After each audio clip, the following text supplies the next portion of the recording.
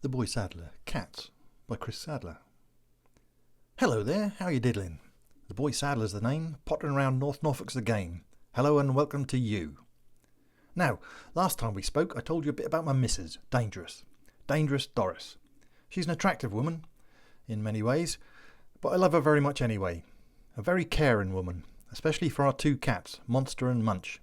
She loved them cats, and as for me, well, she loved them cats. We had to take them to the vets yesterday, just to get their jabs done. I was just finalising the mortgage agreement to get them seen, when Dangerous shouts from the west wing, i.e. the garage, "Munch has gone missing, we've got to leave in 10 minutes. There we were in the garden, calling her and calling her.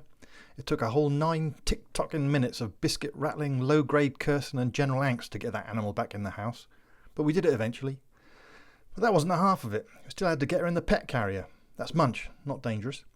You may be familiar with pet carriers. You may even own one. Indispensable. Plastic boxes with air holes and a cage door so you can transport your pet to and from the vets, like little mobile prisons. Group 4 for pets, if you like, except slightly more secure. They're marvellous things, in practice. As you know, when you get the cage door open, you then have to get the pet into it. Some say that's the hard bit. I say that's the nearly impossible bit. First, you've got to locate your pet. In this case, a neurotic Siamese tabby cross called Munch. Check. Then you carefully get hold of said pet. Check. Then you approach the welcomely beckoning open door of the pet carrier, and there's your problem. Now, if you have a cat, you will recognise this stage of the process as being the moment things start to deteriorate, because it's at precisely this point that your much-loved and well-treated puss will adopt a rigid, X-shaped pose, much like a flying fruit bat suffering from rigor mortis, and refuse point-blank to enter the cage of death. In addition to the comportment issues this star jump-like pose creates, the fact that each corner of the fruit bat is filled with wildly slashing razor blade-like claws makes the operation that little bit more difficult. She will also manage to make the loudest ear-splitting howl malevolently hiss through her clenched fangs, pausing only to chomp great fluffy lumps out of your favourite cardigan. It's a challenging situation, against the clock too.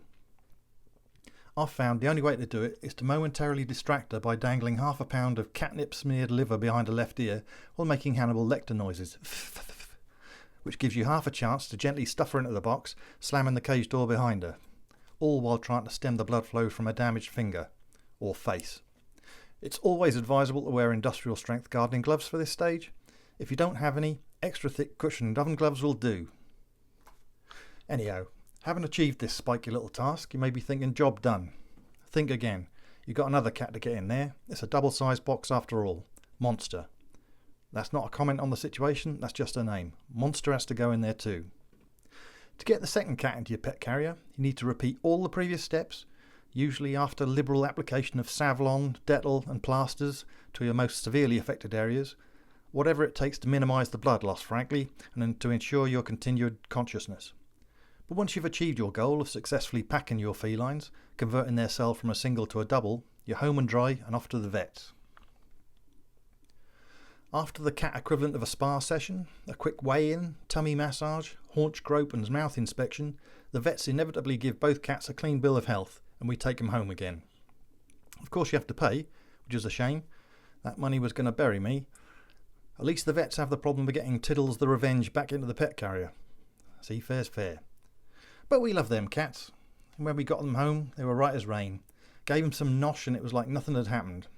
The nice one of the two, it would be unkind to say which, was both of them our favourites, even left a dead mouse in my slipper overnight as a thank you. Very touching, especially when I slipped my naked foot in it on the way to the bathroom the next morning and let out a girly scream on experiencing the unexpected and unpleasant squishy sensation. But we love them cats, in many ways. And Dangerous is happy too, and that's the main thing. It keeps the house smiling and the nag quota down. Top gal. Anyhow, it's cheerio from me, the Boy Sadler, and I hope to see you all again soon for a quick flick through my diary. It's a social condition, this life thing, you know. Ciao all together.